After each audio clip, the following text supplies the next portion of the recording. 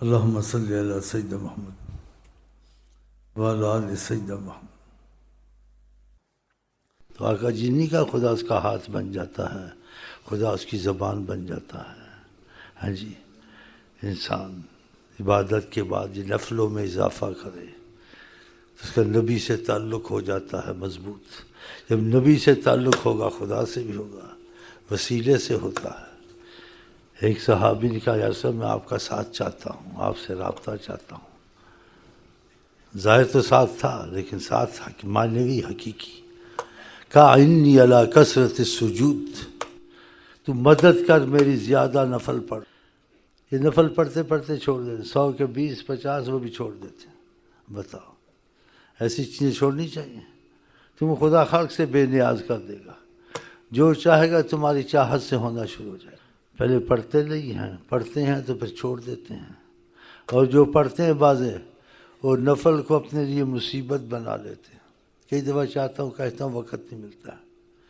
آقا جی کہتے ہیں انسان صحیح نماز نہیں پڑھتا ہے، نہ رکوع صحیح یعنی اطمینان سے، نہ سجود، نہ سجدے کے سامنے درمیان میں آرام سے بیٹھنا۔ یہ اس صحابی کو ایسے سکھایا آپ نے کہا جب تو کھڑا ہو تو اطمینان سے کھڑا ہوا کر، جب تو رکوع کر تو اطمینان سے، تطمئن راکعا، مطمئن ہو کے، اور جب قیام کر مطمئن رہے، مطمئن ایسے پورا کھڑا ہو جائے۔ جب سجدہ کر اطمینان، سب میں اطمینان کا لفظ ہے۔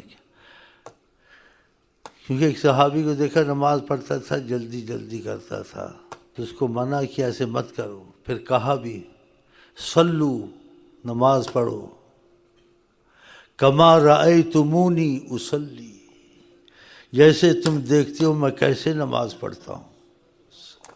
کتنے اچھے لفظ ہیں، کتنے پیارے۔ صلو، نماز پڑھو، لیکن کیسے پڑھو؟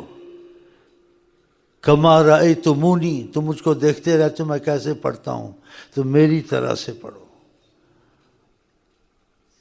جو آقا تھا جی کی طرح کیسے نماز نہیں پڑھ کر نماز کو بد دعا دیتی، کہتے ہیں نماز لپیٹی جاتی ہے، اور آقا جی نے کہا نماز کہتی ضیعک اللہ ہو، خدا تجھ کو ضائع کرے، کما ضیعتنی، جیسے تو نے مجھ کو ضائع کیا۔ بتاؤ کیا فائدہ ایسے نفلوں کا؟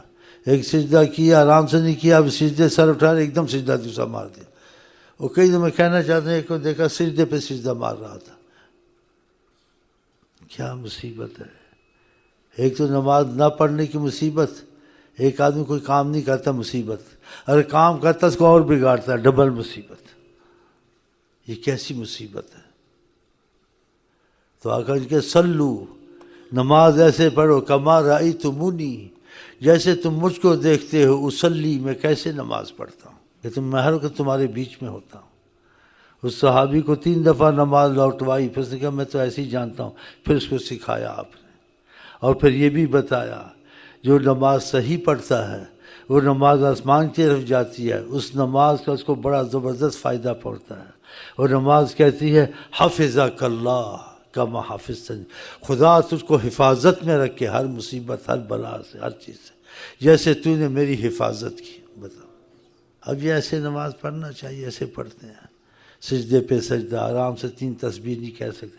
اگر کہیں جلدی ہے تو عالم سے پوچھ لو، ایک تسبیح پڑھ لے، آرام سے پڑھ لے، سبحان ربی العظیم، سبحان ربی اللہ۔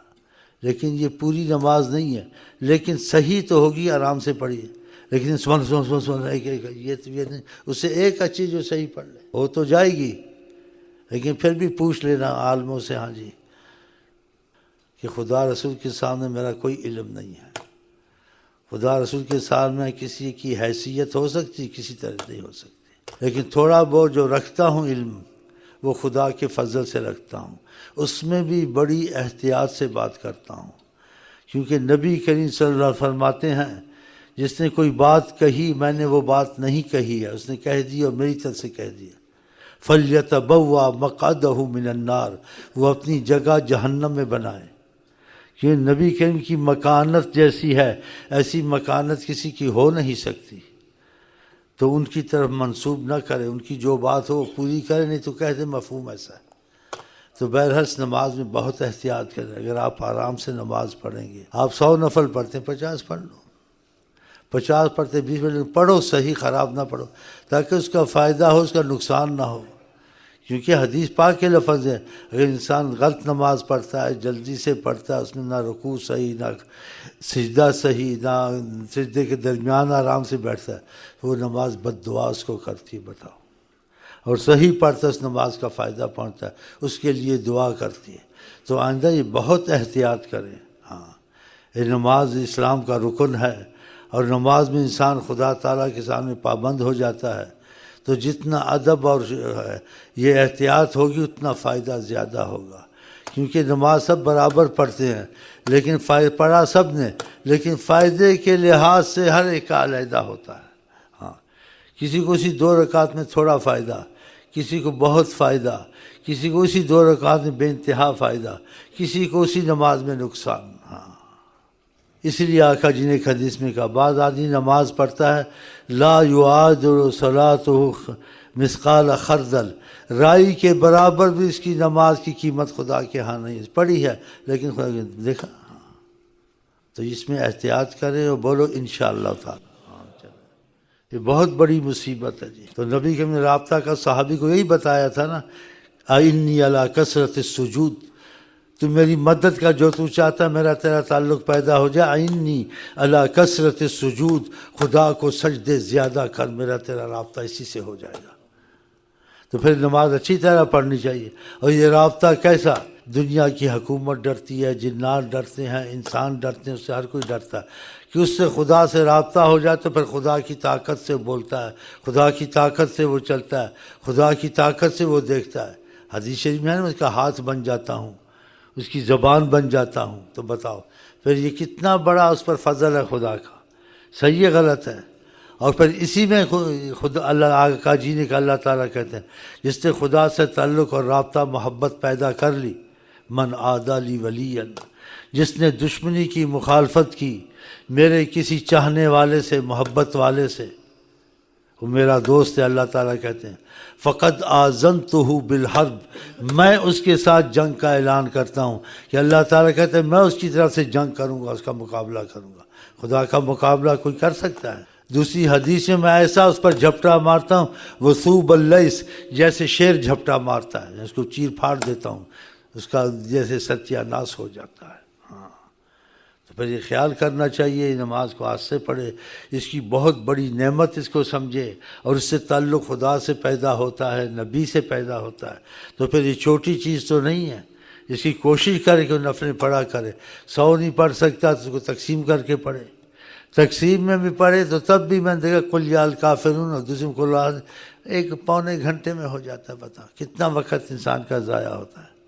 اور کوشش کرے مخفی پڑھے. اگر وہ مخفی نہ پڑھے، نہیں پڑھ سکتا ہے، کہیں بھی پڑھ لے، کوئی دیکھتا ہے، اس کی نیت میں تو ریاکاری نہیں ہے، اللہ معاف کر دے گا. لیکن چھوڑے نہیں. تو خدا آپ کو، ہم کو ان نفلوں کی توفیق دے.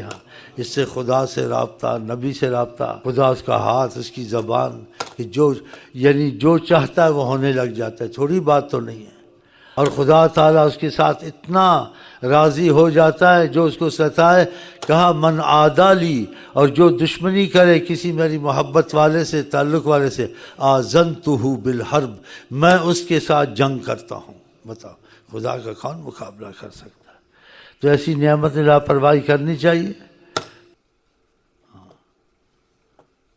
اور دل سے آدمی پڑھے، اس کا فائدہ نہ ہو، تبدیلی آتی ہے.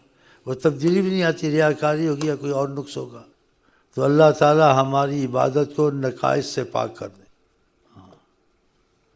پھر باقی باتیں کرنے کے مسئلہ بہت لمبا ہو جائے گا.